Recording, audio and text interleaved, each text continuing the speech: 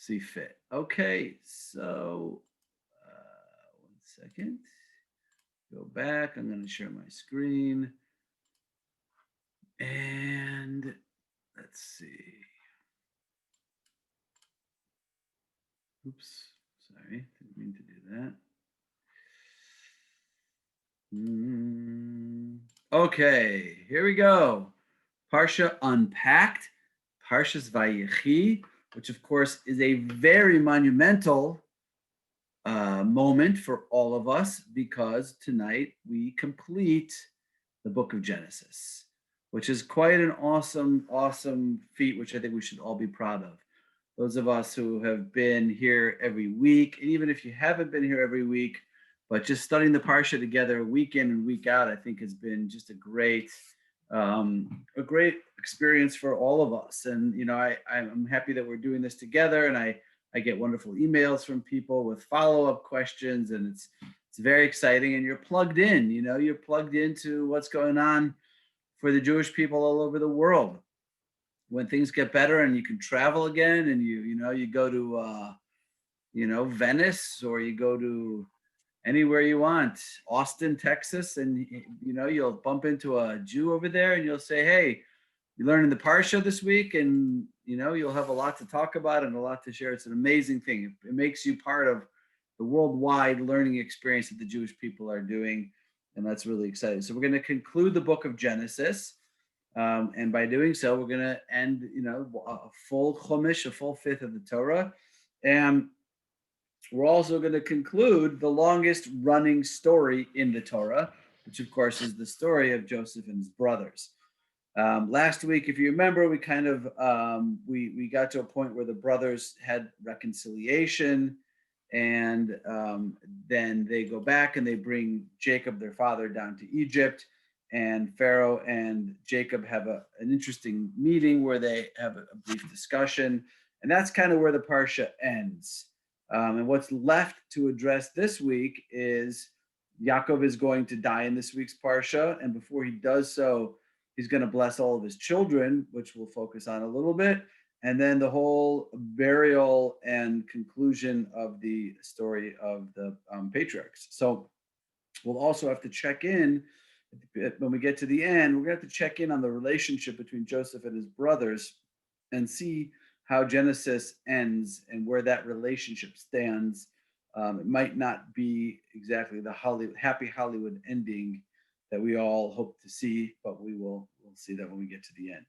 So as the curtains are about to close on the stage of the book of Genesis, we're going to conclude learning about the story of the development, the evolution, and the development, the culmination of what we call the family of Israel, the family of the Jewish people, the Jewish family. When we get into Exodus, we begin discussing the development of the Jewish nation.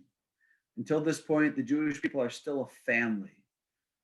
We don't really begin the process of becoming a nation until we enter Egypt and the exile begins. So if Exodus is the development of the nation, then Genesis is the development of the Jewish family. And families have issues, right? There are issues in families, in all families. There are issues of jealousy. There are issues of competition. There are issues of affection and attention and parenting and all these different things that struggles that families have. And that's really what the book of Genesis is all about. It's about the struggles and challenges of the family of Abraham, and how we see those struggles resolved or not resolved, and what we can learn from those struggles to apply into our own lives and our own reality. So let's begin the overview. First of all, Yaakov, also known as Yaakov, also known as Yisrael, is about to die. He's 147 years old, and he summons his son Joseph, and he tells him, please, whatever you do not bury me in Mitzrayim. Don't bury me in Egypt. Promise me that you'll bury me in the land of Israel. And it's an interesting question the commentaries discuss. Why was it so important for Jacob to be buried in the land of Israel? Rashi addresses three reasons. The first one is because we know that in the third plague that was ultimately going to hit the Egyptians, the third plague being the plague of lice, the entire ground, all of the everything on the earth was going to be teeming with lice.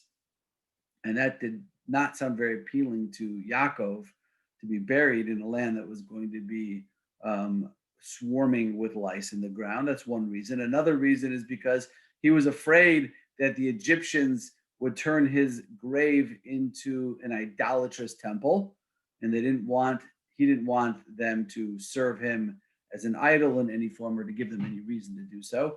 And the third reason is really fascinating, and I'm going to share that with you in the words of Rashi. Rashi says, furthermore, those who die outside of the land of Israel will not live again at the resurrection, except after the pain caused by the body rolling through the underground passages until it reaches the Holy Land. Genesis Rabbah. Okay, so I'm sure that makes everybody feel pretty lousy. So that's not my intention or my goal. My purpose of explaining this is that there are a lot of people. This is really a fascinating thing. There are a lot of people who don't live in Israel, who never live in Israel, but when they pass away, they have it in their will, or they have it, instructions or in their directives that they want to be buried in Eretz Israel, in the land of Israel. And even oftentimes, even if their own families, maybe their parents or their ancestors are not buried there, it's very important to them to be buried there. In fact, there's a very interesting question that comes up all the time. A Kohen, somebody who's from the tribe of Levites and who's a descendant of Aaron, who's called a Kohen. So a Kohen has certain prohibitions that other Jewish people don't have. One of them, for example, is that a Kohen cannot come into contact with a dead body. That's the reason why a lot of times Kohanim won't go to funerals except for their immediate families, because they're not supposed to come into contact with a dead body. So El Al, almost every time El Al takes off from LaGuardia or Newark or O'Hare or wherever it's leaving from, there are underneath the plane, there are coffins with bodies inside of it. It's kind of creepy, right? Maybe you won't fly El Al anymore. But it's a problem for the Kohanim, what can they fly on an El Al flight? So El Al worked together with the rabbis to figure out a certain type of box that they put the coffins in that doesn't allow the impurity to transmit, and they've figured out a way to do it. Although I just saw recently that became an issue again, because there was a flight that left New York and they didn't have any of those boxes and they didn't tell anybody, and then the Kohanim found out. But at the end of the day, it's an interesting thing. A lot of people choose to be buried in Eretz Israel. And the reason for that, we learn from this Rashi, is that Techias HaMesim, the resurrection, when bodies and souls are reunited, that takes place in Eretz Israel. And if a body is not buried in the land of Israel, then it has to make its way there first through underground passageways until it reaches the Holy Land. And that's apparently described as a painful or difficult process for the body to go through. So that's interesting. That's the third reason why Jacob insisted that Yosef promise that he would bury him in Eretz Israel. Okay, starting off on a happy note. Now, moving along, there is a very interesting thing that says that Jacob got sick. Jacob was dying. Now, we take it for granted that people oftentimes before they die, they will have a period of time before they pass away where there might be, they're sick and they know that they're dying. Not always. Obviously, we know that there are accidents and there are situations where people pass away suddenly, but that wasn't always the case. So take a look at this fascinating Mishnah in Pirkei de Rabbi Eliezer. From the day when the heavens and earth were created, no man was ill, meaning that was not the original way that people would get sick. But in every place where he happened to be, whether on the way to the market, wherever he was, he could be at work, he could be doing anything, and then he would sneeze, and his soul, which entered in through his nose, would go out through his nostrils, and he would cease to live.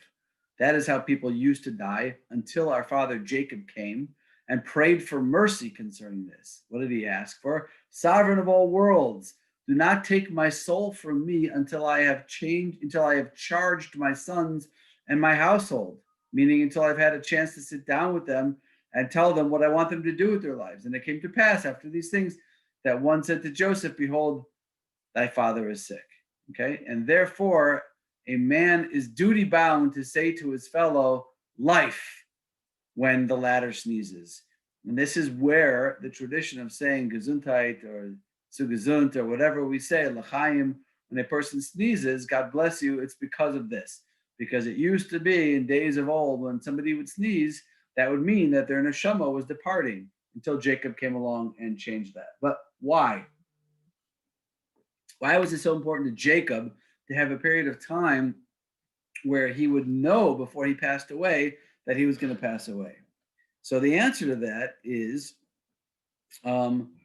it was an opportunity for him. It was an opportunity for him personally to do tshuva, to fix and restore and repair the things that he needed to repair. And I'll share one of those things with you as we go on a little bit further. Also, it gave him a chance to gather his own children together and his grandchildren, and to share with them what you could call, I guess, an ethical will. Meaning he had an opportunity to share with them, with the members of his family, what were his values, what was important to him, what did he want to see his children and his grandchildren carry on after he leaves this world, what are his hopes and his dreams and his aspirations. So really, this is something that everybody should think about, this idea of an ethical will. And certainly shouldn't wait, God forbid, until you find out that your time on earth is nearing its end. You should really take advantage of it and do it now. You can do it in the form of a letter. I have a good friend, I won't say his name, but many of you know him, who prepared a beautiful, beautiful, lengthy ethical will in writing to his children, to each one of his children, a personal letter, a personal note to each one of his children. And this is really something that everybody should think about while they are clear, while they're alive, while they're lucid, while they have the ability to clarify for their children, their offspring, whoever they want to clarify things for, their spouse, their relatives, their friends, whatever they feel is important to share before they're no longer in this world, because we don't know. We never know when our final moment's going to come. But this was something that Yaakov instituted, and it's a very important idea, something that everybody should give some thought to. Okay. Now, before he dies, he gathers all of his sons to bless them. Okay, let's just take a look at some of these beautiful blessings that he gives his son. Reuven, you're my firstborn, my might, and first fruit of my vigor, exceeding in rank and exceeding in honor. And then he says, unstable as water, you shall excel no longer. For when you mounted your father's bed, you brought disgrace. My couch he mounted. That's an interesting blessing. Okay, maybe he botched the first one. Let's go on and take a look at Reuven, Shimon, and Levi. Shimon and Levi are a pair. Their weapons are tools of lawlessness. Let not my person be included in their council. Let not my being be counted in their assembly. For when angry, they slay men, and when pleased, they maim oxen. Cursed be their anger so fierce, and their wrath so relentless. I will divide them in Jacob and scatter them in Israel. And all the commentaries chime in over here and say, what kind of bracha is this? When you want to give someone a bracha, a blessing, you should be gesund, you should have parnosa, you should have nachas, you should have health, you should have... What kind of bracha is this? This doesn't look like a bracha at all. Abba, tell me something before you leave. Give me a bracha, bless me with something that I should have many children, I should have a livelihood, but this? So Rabbi Yaakov Kamenetsky has a beautiful comment on this, and he says that what is a true bracha? A lot of times we say things to people, we flatter them, we make them feel good about themselves, and that's an important thing to do. But as a parent, it's also very important to be straightforward with your children. The biggest blessing, says Rabbi Yaakov Kamenetsky, that a parent can give a child is for the parent to say, I know you better than anybody. I love you more than anybody, and I have your interest, and I only want what's good for you. And you need to know you have amazing strengths, and you have amazing gifts, and you have amazing potential, but you also have certain weaknesses and challenges and shortcomings and obstacles and areas that you need to work on, right? A parent can't sugarcoat it. It's not a blessing if all the parent ever does is heap compliments and sugar-coated sayings onto their children. It's a blessing when they say, look, these are going to be your biggest challenges and obstacles in life. And if you can figure out how to confront them, and you can figure out how to navigate them, and you can overcome them, then there's no stopping you. There's nothing that you can't be. There's no one that you can't become. There's nothing that you can't do. But you got to know, here's where you need to work. This is your area. This is your unique challenge. So not, you're wonderful, you're perfect, you're the best, you're the smartest, you're the best looking, all these things. That's not a blessing. A blessing is I want to help you grow. And these are the areas that you could potentially grow in. So Jacob gives them the truest blessing. He tells it like it is. He tells them what their potential is, but he also, helps them each one understand, in addition to their unique strengths and their greatness, also their unique challenges and the areas that they're going to need to overcome in life if they want to be successful. And that's really interesting concept of a bracha. And just in case, you might not think that that's called a blessing. So at the end, when it's all over, and after he's blessed all the children, he says, Kol ele shivtei Yisrael shnei masar. These were the 12 tribes of Israel. V'zos asher diber lahem avihem. And this is what their father said to them, Vayivarech osam, and he blessed them, Ish asher kavircha so beirach osam. Each one, according to their individual blessings, he blessed them. Meaning he didn't give a blanket blessing to all of his children. He gave them each a unique insight and understanding of who they are and what are their internal workings and where their challenges are and where their strengths are. And this is truly the essence of parenting. There's a famous saying from King Solomon. He says in Proverbs, this is often quoted in most Jewish parenting books. He said, Chanoch lenar al pi darko. Very important in knowing when you raise a child, train the lad in according to his way. That's a typo. Train the lad in according to his way. And if you do that, gam ki yazki lo yaser mimena, then when he will not swerve from it even in his old age. But it's got to be al pi darko. It's got to be in his unique way. You have to understand the kid. You have to understand what drives him, what his essence is, what's unique about his own neshama, and underscore that and highlight that and drive that home and make them know who they are and what they're capable of. And by the way, Yaakov was truly the one most suited to be able to do this for his children, because Yaakov witnessed firsthand what can happen when this approach to parenting is not utilized. If you remember early on in the book of Genesis, I quoted to you, and I'm going to bring it now, Rabbi Samson Raphael Hirsch, speaking about the mistake. I mean, it's amazing, but we actually, we're not afraid to call out the patriarchs and matriarchs when they've made mistakes. So Rabbi Hirsch, in his commentary on the Torah, says, referring to a verse in Parshas Toldos, when the boys grew up, in verse 27, is to emphasize that while it was prophesied and known to Rebekah that the boys would be quite different, she's talking about Jacob and Esau, she and Isaac nevertheless raised them in precisely the same environment and with the same methodology. This was their mistake.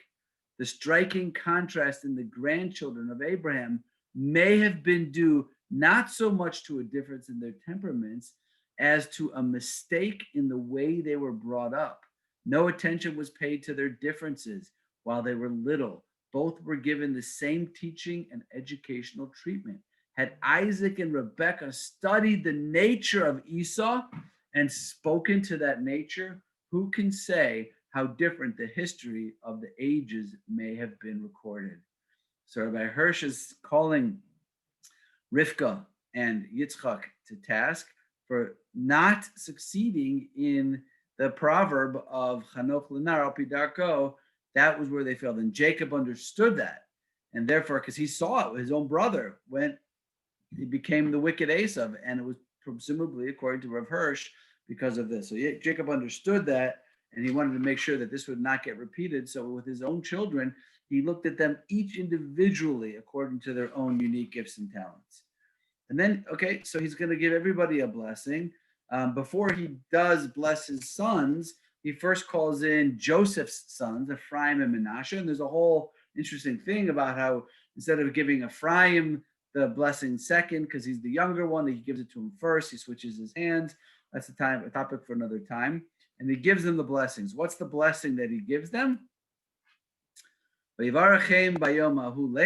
he blessed them on this day, saying, through you, the Jewish people in the future will bless their children. By you shall Israel invoke blessings, saying, may God make you like Ephraim and Manasseh. He put Ephraim before Manasseh. Does that sound familiar? That's the blessing that we give every Friday night to our boys, that God should make you like Ephraim and Manasseh, just based on this verse. This verse said that through you will children be blessed. Why do we bless them that they should be like Ephraim and Manasseh? We will get to that a little bit later. But it's also interesting, why Friday night? Why do we give this blessing on a Friday night? You know, there are different reasons that are given. It's a holy time. It's a special time for blessings. But, it's such a sweet custom, and you take a moment and you pause and you can whisper something nice into their ear or tell them something that you're proud of and say something sweet and kind to them. Why do we do this? Well, I don't know. I mean, if your home is anything like my home, a typical Jewish home on Friday afternoon, little bit sketchy, right? It's Erev Shabbos, especially on these winter Shabbos where Shabbos comes in at like 4, and there's a lot to do, and the kids come home and quick, everyone get a shower. Yosef, you clean this. Eliezer, you clean this. Why is your backpack still in the middle of the room? Come on, it's almost time to light candles. What's the matter? Why do I have to do everything? Why, right? The tension can get pretty intense, and it's not a great environment. A lot of times we've expressed disappointment, and it's a negative energy, and fine. So what's the antidote for that? So first we sing Ashes Chayil to our wives. Honey, you're amazing. I love you. This whole family would not be anything without you. Putting that positive energy back into the marriage, because maybe I said something, a little bit sarcastic or a little critical or a little short because of Erev Shabbos, it was so stressful. And then the blessing of the children, right after expressing disappointment with our kids on Erev Shabbos, we try to restore positive energy into the home and into the environment. And we whisper something nice into their ears, and we tell them that we're proud of them, and we bless them. In the case of a boy, that they should be like Ephraim and Manasseh. In the case of a girl, that they should be like Sarah, Rebecca, Rachel, and Leah. Okay. But before he offers all the blessings, there's one thing that Jacob has to take care of on a personal level. And that is that he's got to do his own tshuva. He knows he's about to die. And he wants to fix something. There's one thing in the Torah. There's one place where the Torah really, God takes Jacob to task, where he finds a fault in something that he did and something that he said. What was it? So if you remember, when the brothers came back and they said, hey, look, Abba, here's the deal. There's this viceroy, and he took one of our brothers, Shimon, and he put him in the prison, and he's not going to give him back until Binyamin comes down. And whoa, Binyamin, why did you tell him that there was another brother? And he complains, and he says to his sons, he says, before I got ahead of myself. Sorry. This is the tshuva. Before I tell you what he needs to do tshuva for, this is the verse that the rabbis point to that he's doing tshuva. Vayevarech Yosef v'yomer, God, Jacob blesses Joseph, and he says, the God in whose ways my father Abraham and Isaac walked, the God who has been my shepherd from my birth until this day. With this statement, by referring to God as Ha-Roeh, the shepherd, the rabbis point out that Jacob was doing tshuva. Now, back up. What was he doing tshuva for? So I told you, his mistake, his error was that he said, and Israel said, why did you serve me so ill and tell the man that you had another brother? This is what he says to his sons. Lama hareyosemli. Why did you do bad to me? Why did you do evil to me? From the word ra, bad, evil, ill will. Why did you do ill to me? Why did you do this terrible thing? You shouldn't have said anything. Who told you to tell him there was another brother? And at that point, God says, hold on, pause. Really? You don't understand what's going on right now. There's a big cosmic wheel turning. I'm in the process of slowly fulfilling the promise that I made to Abraham, that your offspring will be children in a land of their own, will be slaves in a land of not their own for 400 years. Your offspring will be slaves in a land not their own for 400 years, and then they'll come out and then they'll inherit this land. This is the process that's going on right now. I'm in the process of slowly bringing your family down to Egypt to begin the fulfillment of the promise that I made to Abraham, which will ultimately culminate in the Jewish people leaving Egypt as a nation, receiving the Torah and entering the land of Israel. This is a process that is ending well. And you have the audacity to stop it at one moment in the process and take one little snapshot of one moment and call it ra, and call it evil, and call it bad. By the way, the word ra is related in Hebrew to the word teruah. What's teruah? Think about Rosh Hashanah. Tekiah, one long blast. Shvarim, three wailing sounds. Trua, broken up, staccato, little sharp broken sounds. Ra means broken off, isolated. When you look at something as a snapshot, in a moment, out of context, not looking at the big picture, not understanding Hashem's love that goes into everything as a part of a process, but looking at a minuscule moment or sliver and saying it's bad, it's ra. That's what Jacob did wrong. Okay? How does he do tshuva for this? Let's go back. I put these in reverse order. How does he do tshuva for this? The rabbis say when he said these words, the God who has been my shepherd from birth until this day, he repented, he repaired, and he did tshuva for that previous statement that he had made many, many years ago. How is that tshuva? Why is calling God the shepherd tshuva for what he did? Now, by the way, who riffed on Jacob's term, the shepherd? Who else used that term and referred to God as the shepherd? Biblical trivia for 500. The Lord is my shepherd, I shall not want. Okay, who said those words? King Who said David. those? Who? Uh-huh. Who said it? Who said it? King David. King David. Okay. King David, right. King David. Okay. Jerry, you get 500 points. Right? David Amelch, the 23rd Psalm. I was going to say, do I get 400? Well, that's not fair because you hear that Psalm more than anybody else. How about that for an extra bonus? You probably hear it every day, just about, right? Okay, they say it right. They said it at every funeral. Hashem roi lo echsar. Hashem is my shepherd; I shall not want. Now, what does it mean when you refer to Hashem as the shepherd? So King David, we can see what King David is saying, that Hashem is my shepherd. What's the relationship? We've been through this before, between the shepherd and the sheep, right? The shepherd only wants the very best for the sheep.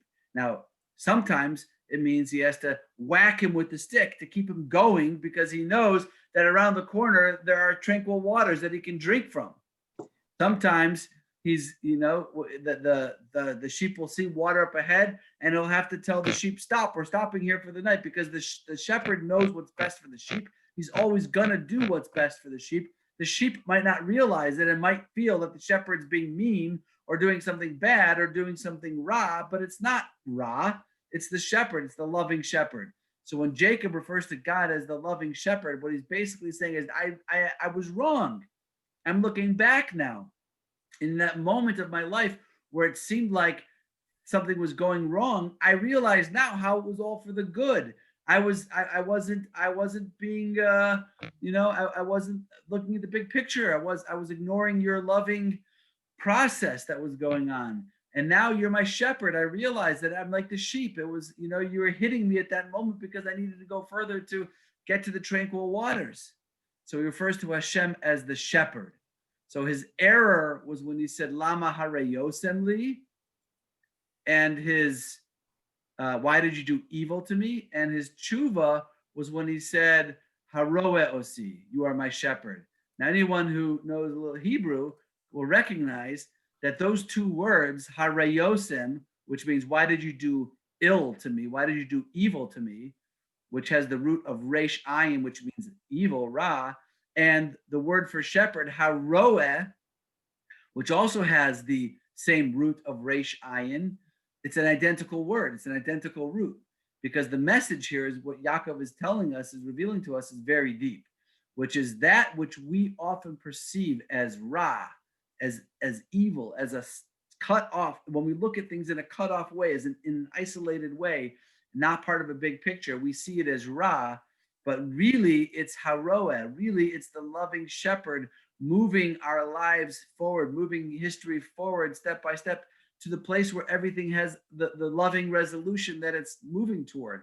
But if we look at it in an isolated snapshot, we see ra.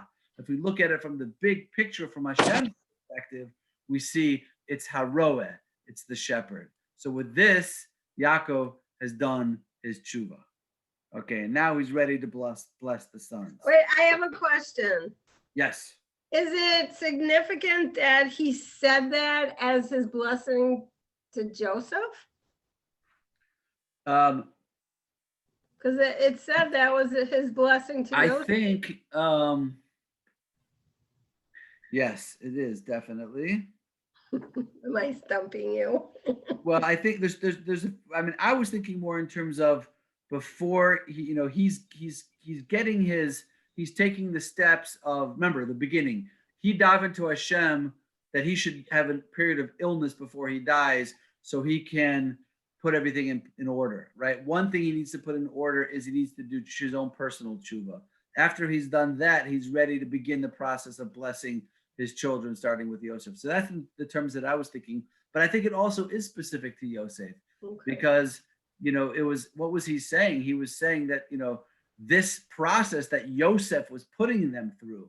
Remember, Yosef was pretending to be the viceroy, and he was go back and bring the brother down and all this stuff that looked so bad. Yosef was orchestrating this process.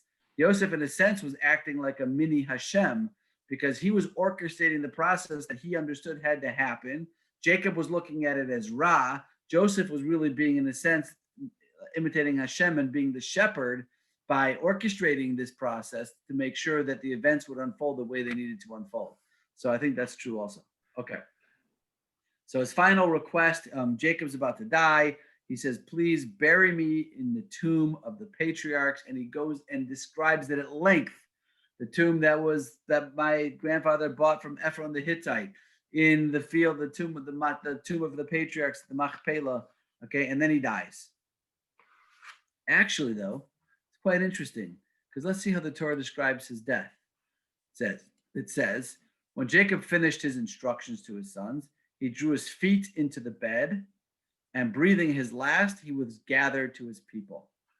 It never says V'yomas Yaakov. It doesn't say Jacob died. And you might think that that's, insignificant, that it says he breathed his last breath, which pretty much means he died. But the fact is, he didn't say Jacob died, and Rashi doesn't think that's incidental, and he picks up on it. And Rashi says, but the word death is not mentioned in this case. And our teachers therefore said, based on the Talmud, Jacob, our father, is not dead. Now, there are many ways to understand that. I'm sure we could probably have a whole shiur on this topic, but the simplest understanding of Jacob, our father, is not dead means spiritually and conceptually that we don't believe that people die. We don't believe that people die. We believe that people live because a person is a neshama. You're a neshama. You have a body. After a certain amount of time, your body runs out of steam and it ends and it stops functioning and the body is buried. But we don't bury people, we bury bodies. Neshamas stay alive. And Jacob is the great example of this because Jacob, or Yisrael, as he was known, Am Yisrael. Am Yisrael Chai. Am Yisrael lives forever. We are his descendants. The Jewish people are alive and well 4,000 years later. So we say Jacob, our father, is not dead. I think it means that the Jewish people, the existence of the Jewish people means that Yaakov never really died. Okay, but there's more to talk about that, but I don't want to focus on that. But the next thing is really interesting. Joseph flung himself upon his father's face. He wept over him and he kissed him. Why does he kiss him after he's passed away? That's an interesting question. Then Joseph ordered the physicians in his service to embalm his father, and the physicians embalmed Israel, meaning Jacob. It required 40 days, for such as the full period of embalming. The Egyptians bewailed him 70 days. What? We don't embalm, right? We don't embalm. What's going on with the embalming? You know what embalming is? Embalming is when you inject certain chemicals into the veins that makes so that it stops the body from decaying. And then that's usually done when a body is put into a mausoleum, but that's not the Jewish tradition. In fact, that's very much, it's problematic with the Jewish tradition because we have a understanding, spiritual understanding from the Zohar and from Kabbalah that the soul can't fully detach from the body until the body begins the process of decaying, which is why it's so important to bury in the ground and not to bury in a mausoleum and not to inject embalming fluids into a body because we want the body to decay. Now, we don't want it to decay too fast because if the body is, let's say, incinerated in one moment, which is the case of cremation, then the soul is forced out of the body too quickly. It's supposed to go through a transition from being in the body to leaving the body, and that's supposed to take a certain amount of time. How much time? The natural amount of time that it takes for the body to decay. So why is Jacob being embalmed over here? What's Joseph doing? So again, there's also a ton of thought about this, but I'll share with you one comment, which is just an interesting comment from the Or HaChaim. The Or HaChaim was one of the great Sephardi Moroccan rabbis who came to Eretz Israel, came to Israel in the late 1900s. He has a commentary on all of Chumash. It's a magnificent commentary, very Kabbalistic.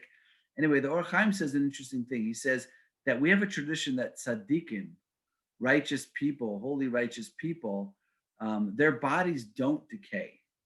Now, I don't know how that works with their neshama leaving. That's a good question. I'm not sure. But the bodies don't decay. That if you were, let's say, to go dig up the grave of, if you were to go tunnel into the tomb of the patriarchs, you would see the bodies of the patriarchs or great tzaddikim intact. So the Or HaChaim says that he was very worried that when the Egyptians would see that Jacob's body never decayed, they would think he was some kind of god. They're very afraid of this, and that they would begin worshiping him in some kind of idolatrous way. So Joseph said, I'll embalm him. And then when his body doesn't decay, they won't be surprised that it's not decaying. They'll attribute the non-decaying of the body to the fact that he was embalmed, and they won't think anything of it, and they won't think he's a god, and they won't worship him like a god. Okay, that's what the Or HaChaim says. Anyway, the Egyptians cried for him for 70 days. I understand why the Jews are crying for him, but why are the Egyptians crying for him? What was so wonderful about Jacob? How did they even know who he was? So interestingly, Rashi tells us, why did they weep for him so long? Because a blessing had come to them on his arrival in Egypt. This is one of my all-time favorite biblical trivia questions. How long did the famine last? If you ask that question, everyone in the room will say 7 years, right? It's not true. What happened? When Jacob showed up, the famine ceased and the waters of the Nile again increased. The famine only lasted 2 years. in Jacob, in Pharaoh's dream, it lasted 7 years. And that, in fact, was what was supposed to happen. But when Jacob showed up after 2 years into the famine stopped and the Nile increased. And I guess, somebody put that on Facebook and everybody understood that it was because this blessing was because of Jacob. In honor of Jacob, in the honor of this great holy tzaddik who had come to Egypt, the famine stopped. So they appreciated that. And that's probably why there was a concern that they were going to worship him also after his death. So they mourned him for 70 days. Okay. Anyway, a huge delegation of Jews and Egyptians bring Jacob back to Eretz Canaan. They bring him back to Hebron. They bury him in the tomb of the patriarchs. And again, it describes the tomb of the patriarchs that was in the field of the Ephron the Hittite, the tomb of that Abraham bought. So there should be no doubt whatsoever who this particular plot of land, the tomb of the patriarchs in Hebron, belongs to. The Torah, every single time it comes up, describes it and describes the transaction. So there's no question whatsoever who this Maras HaMachpelah belongs to. And Jacob is buried. Now, how does the book of Bereshit end? So I think personally it ends in a very sad way. It definitely does not have the beautiful Hollywood ending that we would hope for. So we're hoping at the end of the book of Genesis that the curtain will fall on this incredible story and we will have witnessed the reconciliation of the brothers, the total unity and brotherhood and love restored. The music, plays and we fade away. The curtain drops on a family that started off as very dysfunctional, but figured it out and did their tshuva and worked things out. And they're all happy together and loving and unified with achdus and everything. But that's not really how the story ends. On the way back from the funeral, the Medrash says that they passed the pit that Yosef had been thrown into. They passed the pit that Jacob's sons, Joseph's brothers, had thrown Joseph into. And what happened? The brothers, the 10 brothers, maybe not Benjamin because he wasn't there at the time that the crime took place, but the other brothers get very nervous. Let's keep walking. Don't look over there. Just keep going. There's nothing over there. And Yosef looks and he sees the pit. And what does he do? He walks over to the pit and he recites the bracha, the blessing that one makes, special blessing that one makes when they see a place where a miracle was performed on their behalf. There's a special blessing. If you experienced a miracle and you revisit that place, then you would make a blessing when you see that place, thanking God for the miracle that he performed for you on your behalf. So he's making the blessing. The brothers are getting very nervous. And the brothers all of a sudden, and they say, by the way, Joseph, Dad told us before he died that he wants us to tell you, listen, you got to hear this. Our dad told us to tell you this. Okay, so after burying his father, Joseph returned to Egypt and his brothers and all who'd gone up with him. When Joseph's brothers saw that their father was dead, they said, what if Joseph still bears a grudge against us and pays us back for all the wrong that we did to him? So they're worried, they're concerned. They're expecting now that dad's gone, maybe Joseph's going to come at us. He's going to pay us back. He's going to take revenge. He waited until dad was gone so he wouldn't see it. And now he's going to be vindictive and he's going to lash out against us. And they're very nervous. And then they make up this lie. They make up a lie and they say, they sent this message to Joseph. Before his death, your father left the instructions. And these are the instructions. So shall you say to Joseph, forgive, I urge you, the offense and the guilt of your brothers who treated you so harshly. Therefore, please forgive the offense of the servants of God of your father. Okay? And by the way, Rashi tells us, we'll come back, let's see Rashi quickly. Rashi says they altered the facts. They stated something that was false for the sake of peace. For Jacob had given them no such command because Joseph was not suspect in Jacob's sight. Okay, so the brothers say, before his death, your father left us the instructions. Please forgive your brothers for the offense that they committed. And Joseph was in tears. as they spoke to him. Joseph was crying when he heard this. And the brothers went, they flung themselves before him. We are prepared to be your slave. Okay. They're making up this whole story. Why is Joseph crying when he hears this? So the great 13th century commentator Rabbeinu Bachya, he has a fascinating question. This is a question we've never addressed. And this is a question that many of the commentators deal with. The question is this: did Joseph ever tell his father what really happened? You got to imagine that during the 17 years that they were together at the end of Jacob's life, it had to have come up more than once where Jacob would have looked at Joseph and said, Joseph, what happened? I don't, tell me what happened. I sent you that day to go check on your brothers and you never came back and you ended up in Egypt. And what happened? How did you get there? You know, what was it? And you can imagine, you know, what Joseph would have said. Did Joseph ever tell them? Yeah. You want to know what happened, Abba? Well, funny you should ask. Let me tell you what happened. You know your sons, my brothers? Well, first they saw me. They captured me. They threw me into it. They stripped my coat off me. They threw me into a pit. They were going to let me die. Then they decided to have Rahmanas on me, and they sold me as a slave to the Ishmaelites who took me down to Egypt. And I got here, and I was in prison in Egypt. That's what happened to me. Did Joseph ever tell his father what happened? And the commentaries debate this. And the majority of the commentaries say no. Jacob never told his father. And that is an incredible testament to Joseph. Sorry, Joseph never told his father, which is an incredible testimony to Joseph. Because you can imagine that Joseph had an urge, a daily urge, if not an hourly urge, to tell his father what happened. But he didn't. Joseph held back. He never told his father.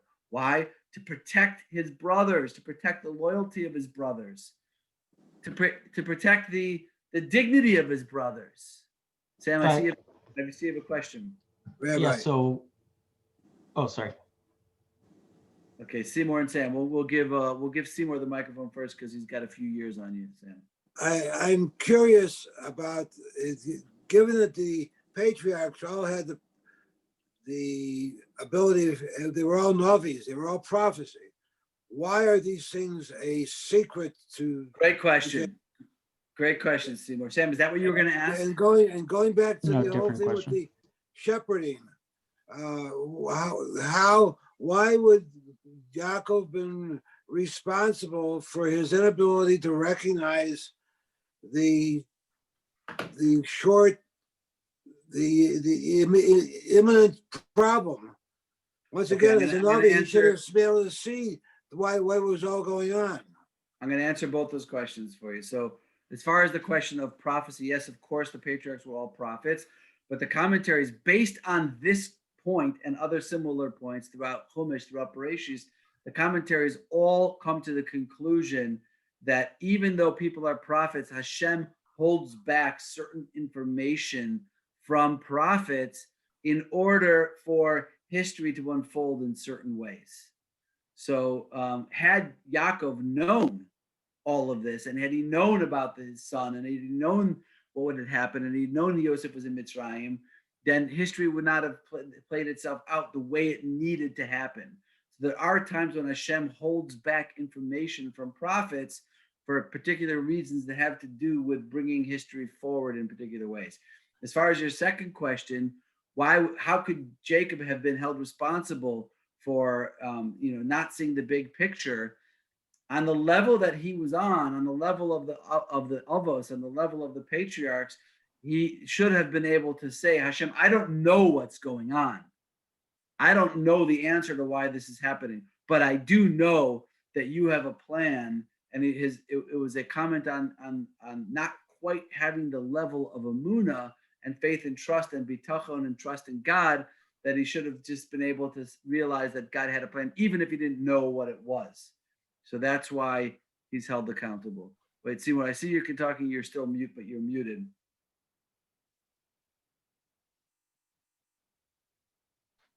You're still muted.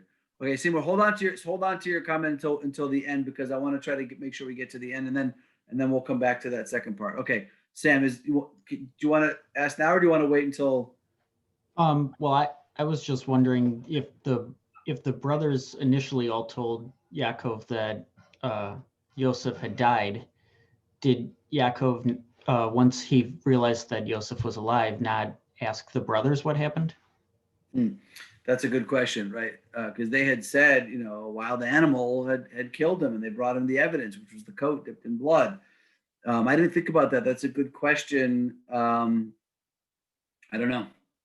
But we do see from the commentaries that Yaakov died not knowing what exactly happened to the brothers. So maybe he didn't ask them, or maybe he asked them and they didn't tell him the truth. I don't know. It's a really good question. I had to look into that.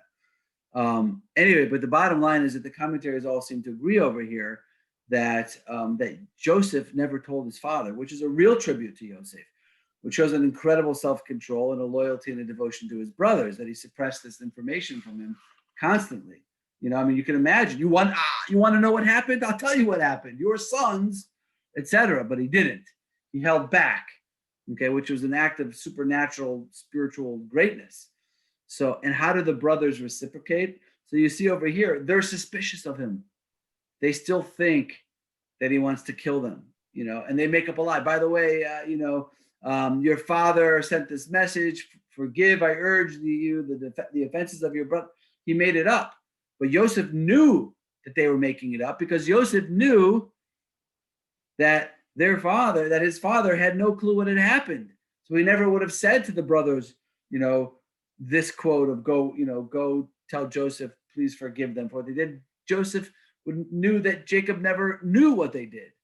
So he sees in his brothers that the brothers are concerned that Joseph is going to take revenge.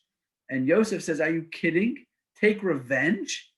Do you understand what I've been through, holding myself back in honor of your dignity, to create unity and love, and to restore the relationship and to reconcile with you? I'm not looking for revenge. On the contrary, I'm going out of my way to try to restore and reconcile. So that's Joseph's final take with his brothers. And the curtain is closing, and we're waiting for this wonderful, Hollywood ending, and it's not going to happen, because Joseph never fully reconciled with his brothers. He never fully forgave them, because they never fully reconciled with him. That's what the Rabbeinu Bachya says, which explains something which was always so puzzling. Even though they went through the motions of forgiveness, but they never actually reconciled and forgave one another, which explains something really interesting. On 2 times of the year, we read a poem, it's a piyut, it's a certain poem. We read it on Yom Kippur, and we read it on Tisha B'Av, and it's called the poem of it's a kina, it's an elegy about the Asara Haruge Malchus, the 10 martyrs. There were 10 rabbis, 10 of the great rabbis, Rabbi Akiva, Rabbi Tarfon, a number of rabbis who were murdered, brutally murdered by the Romans. They were called the 10 martyrs, And there's a medrash, a cryptic, crazy, brutal medrash that says, why did these 10 martyrs die? Why did the Romans kill these 10 rabbis? And the medrash says that the Romans, who knew their Bible, knew and understood that no one had ever held the 10 brothers, fully accountable for selling Yosef, that the brothers had never fully reconciled, and therefore the Romans put the Jewish people on trial and decided that they needed atonement for the sins of the 10 brothers that was never atoned for and never reconciled, and therefore they took it upon themselves to create this atonement for the Jewish people by brutally murdering these 10 great rabbis, thus the story of the 10 martyrs. But I would say, what do you mean? We've been talking about the last couple of weeks how the brothers did tshuva. The brothers defended Benjamin. Judah was willing to go to bat to give up his own life for Joseph. But now it makes sense. We see at the very end of the story that there really wasn't a reconciliation between the brothers. It never was really all back together. We never really see this dysfunctional family at the end having worked everything out in a nice, beautiful Hollywood way. The curtain drops and it's an incredible moment of loneliness. Joseph is alone for the rest of his life, never really fully reconciling with the brothers, never fully regaining their love, the unity, and the trust. That never happens. And that's how the story basically ends, which is very sad. But that's not how I want to end the class tonight, because I want to go back to one point to take a look at, and we'll end with this. If you go back to the very beginning of the Parsha, when Jacob is about to die, and it says over there that it says, sometime afterward, it was told to Joseph, your father is ill. So he took with him his two sons, Manasseh and Ephraim, and he went, because remember, Joseph lived in the capital, in the metropolis of where the Pharaoh lived, but Jacob and the rest of the brothers lived in Goshen. Okay, so he went back to Goshen to visit his father before he died. And the question is, it was told to Joseph. Who told Joseph? Why does it say it was told to Joseph? Obviously, it's important that this was communicated to him. Who communicated it to him? So Rashi tells us, based on rabbinical tradition from the Medrash Tanchuma, some say that it was Ephraim, Joseph's son, his younger son, who was going to get the first blessing. Ephraim told him, because Ephraim was regularly with Jacob for study. And when Jacob became ill in the land of Goshen, Ephraim went to his father in Egypt and reported it to him. Okay, which means that this is such a beautiful thing. Ephraim was Jacob's grandson. Okay, Ephraim is learning Torah with his Zaidi. What did Ephraim do all day long? He was his Zaidi's chavrusa. He was learning Torah with his grandfather. That's how Jacob spent the last final years of his life in Goshen, learning wisdom, learning spirituality, learning the Torah. Now, we know the Torah hadn't been given yet, but we've discussed this a number of times, learning the principles, the ideas, the concepts, the values of the Torah, the halachas of the Torah with his grandson. What a beautiful thing. Okay, and then now when Jacob is about to bless his sons, first he says to Joseph, your two sons, meaning my grandsons, who were born to you in the land of Egypt before I came to you in Egypt, shall be mine. Ephraim and Manasseh shall be mine no less than Reuven and Shimon. What does it mean? It means that your children are elevated to the status of my children. Your children will be like the Shvatim, like the 12 tribes, and they'll get a portion of the land in Israel eventually. Your children are like my children.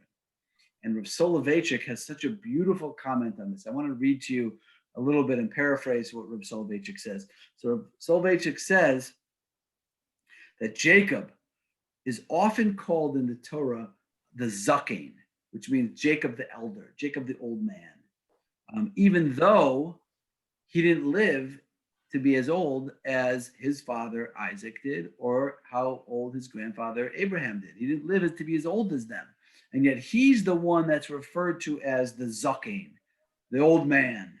The Talmud often refers to him as Yisrael Saba, Israel, Jacob, the grandfather, the Zaidi.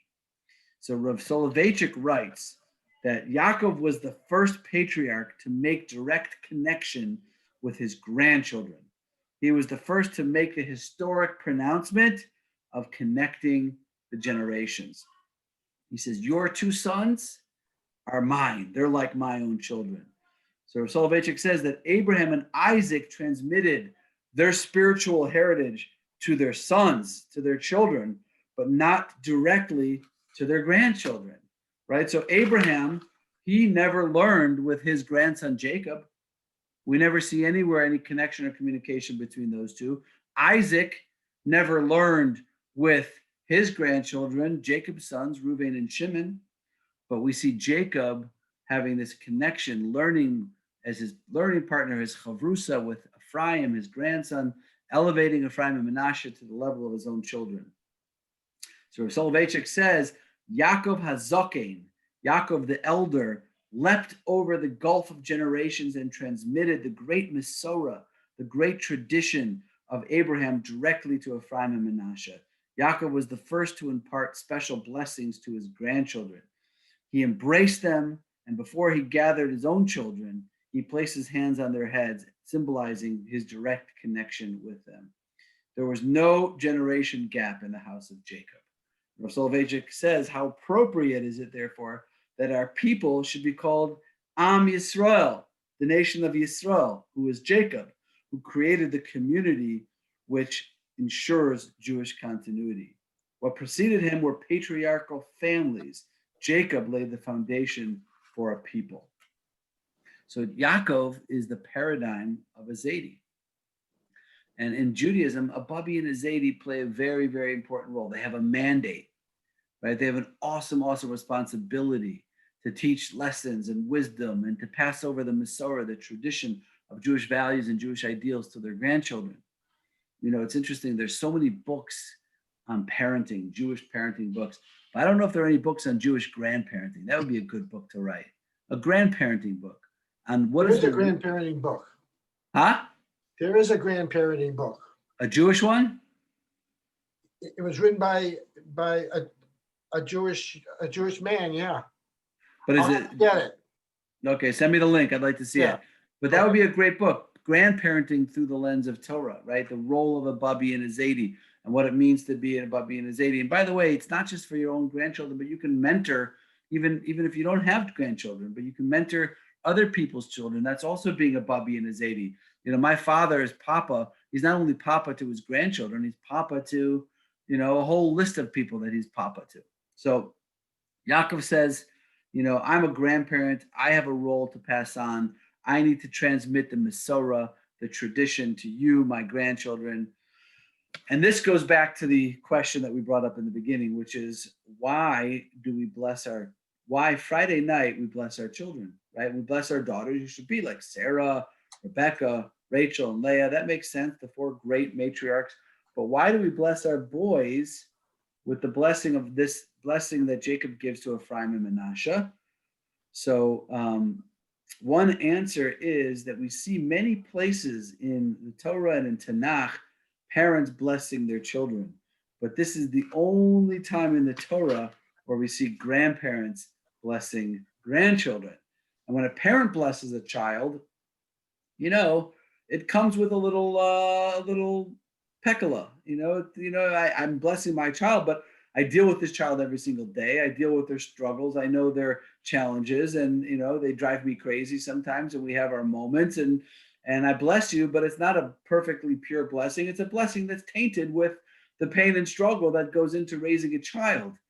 But when a grandparent blesses a child, it's untainted. It's just pure love, untroubled by the tension, unencumbered by the anxiety of parenting. It's just pure love with the full heart. So that's the model, the ultimate model of the bracha is the model that Jacob gives to his grandsons that becomes the template for pure, perfect, untainted blessing. And I just want to finish with two really beautiful quotes from the Talmud. One from the Babylonian Talmud in the tractate of Shabbat, where it says, Rabbi Yeshua ben Levi said, whoever teaches his grandson Torah or grandchildren is regarded as if he had received the Torah from Mount Sinai. When that child hears the Torah being transmitted from a grandparent, it's like he's hearing it from Mount Sinai because he's closer than his parents. His grandparents represent a generation further back.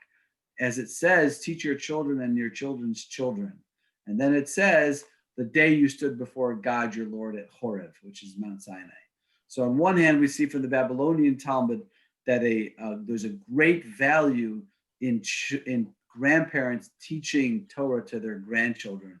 But the truth is it works both ways, because the Jerusalem Talmud says that Rabbi Yeshua ben Levi used to listen every Friday to his grandson reading the weekly Parsha.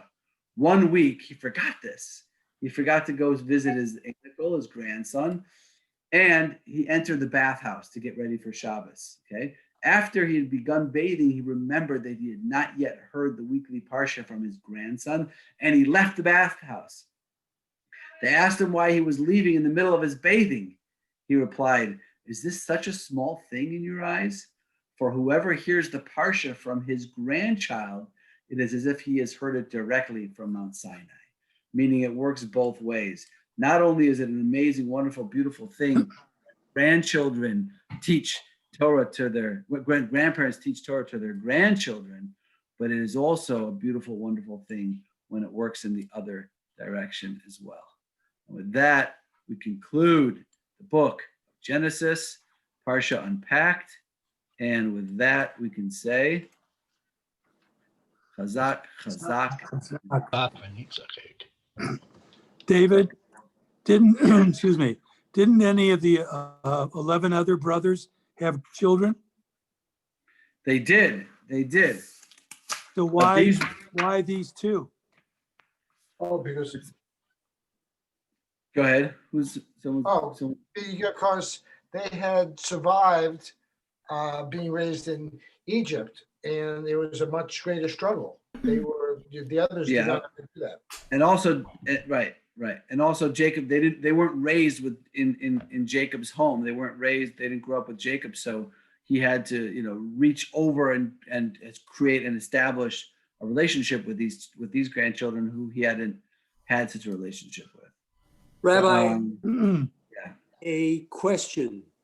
I'm thinking that the relationship between the brothers is unresolved, which means it requires rectification. The example that you set of Jacob and the grandsons may indicate that it is our responsibility in our age to rectify the dissonance among the brothers by establishing